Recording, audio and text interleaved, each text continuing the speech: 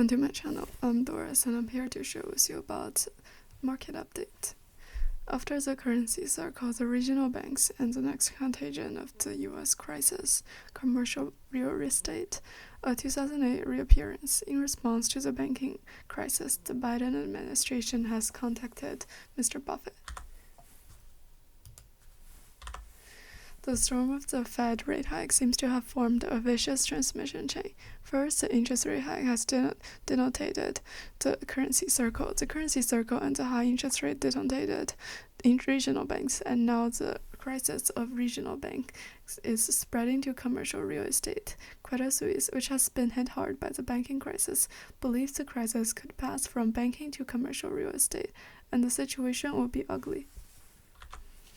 Credit Suisse analyst Tayo Okusanya continues to rise in the interest rate ceiling on commercial property, meaning that the new valuations for commercial property loans could be even lower, and that the collateral behind these loans may have depreciated.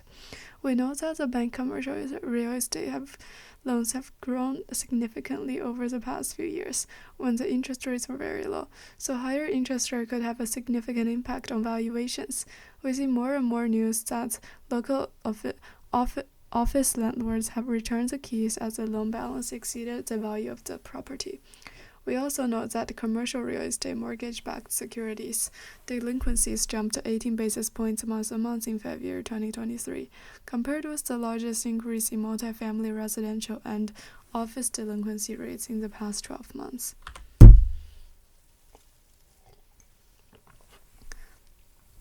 The solvency crisis is exploding. 80% of U.S. commercial property loans come from smaller regional banks that will inevitably shrink their balance sheets to save themselves. According to the T.S. Lombard, small U.S. banks have fallen to their lowest tolerable reserves, sharply reducing their ability to withstand bad debts. The small banks crisis continues to spread, while commercial real estate explodes in the near future. Office real estate bears in the brunt. In Credit Suisse's view, the most risky area in the property sector is office property. One is because the commercial real estate lending market is too exposed to such assets, and the home work and mixed work model has a persistent negative impact on office property fundamentals. As Credit Suisse say, the bears are focusing on their biggest firepower on the office property and the corresponding real estate IT. Office property firms were the biggest decliner among the U.S. property stocks on Thursday, hovering at the lowest since August 2009. The S&P 1500 Office Real Estate IT Index fell more than 4% on Thursday and Friday, the lowest in nearly 14 years since 2009, while the S&P Composite 1500 Real Estate Index fell less than 2% over the same period. It is worth mentioning that the largest tenants of the office REIT also include regional banks. For example, SVB Bank is the ninth largest tenant of Caring's Realty Trust and the tenant of Paramount Group Real Estate Trust, Alexander Real Estate Trust, and Boston Real Estate Trust Group. Signature Bank is the tenant of the Imperial Property Trust, the Wanando Property Trust, while the First Republic Bank is the largest tenant of the PGRE, Bank West, and the Pacific United West also became some of the REIT tenants. Silicon Valley Bank and Signature have collapsed. First Republic is faltering. Alex West and the U-Pacific have been hit hard, and if regional banks fail, it'll have a major impact on their landlords. If a small bank falls down, will be a big one next. Once debt defaults in commercial real estate converge, these regional banks are first to suffer. Credit Suisse worries that weaker commercial property loans will erode lenders' capital ratios.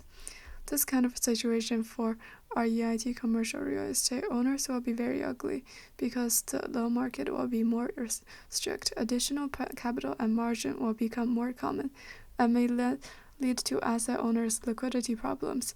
and through the sale to raise money, it'll further inhibit commercial real estate pricing and negative impact on the net asset value and trading activities. Blackstone, the world's largest alternative asset management company and Wall Street's largest commercial property owner and private equity giant with $951 billion under management, was found to have defaulted on €531 million Finnish commercial property mortgage loan. Even CMBS, an asset management giant like Blackstone, began to default, with some analysts worried when smaller banks fall, big banks will not be far away. No wonder that in just a week after the collapse of SVB, Wall Street's expectations for the U.S. economy have suddenly plummeted from an optimistic no landing to a pessimistic hard landing. A 2008 reappearance. In response to the banking crisis, the Biden administration has contacted Mr. Buffett. Life in this moment, or to rely on gods, or turn to the tide.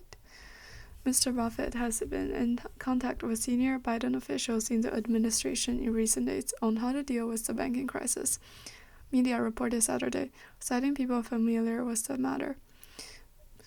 Biden's team has held several conversations with Buffett over the past week that he could somehow invest in U.S. regional banks, and the 92-year-old billionaire offers more advice and guidance on the current market turmoil. According to people familiar with the matter, a large number of special planes are parked in Omaha. Why? Twitter, the last tweet, also revealed a private jet route in Omaha and the home of Warren Buffett's Berkshire Hathaway headquarters.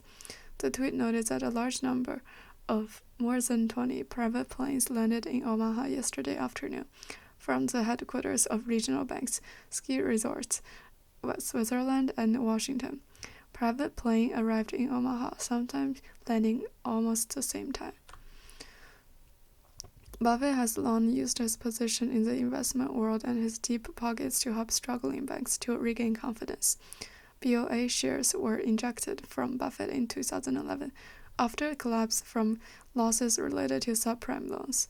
During the 2008 financial crisis, Buffett offered Goldman $5 billion to support the bank after the collapse of Lehman Brothers. At the same time, the investor wrote in the New York Times with the headline, "I am buying American stock."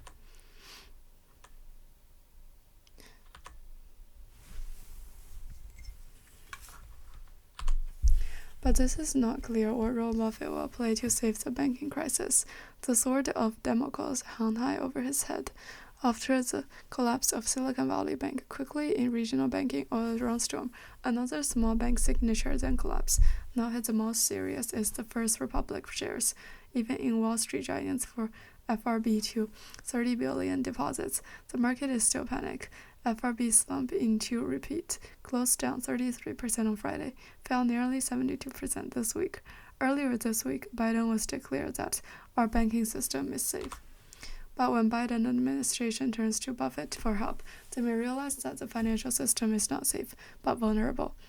By Saturday, in the weekend after the SVB crash, regulators saw a signs of outflow of deposits at fewer than 20 medium-sized banks, whose share prices have been falling, media reported on Thursday.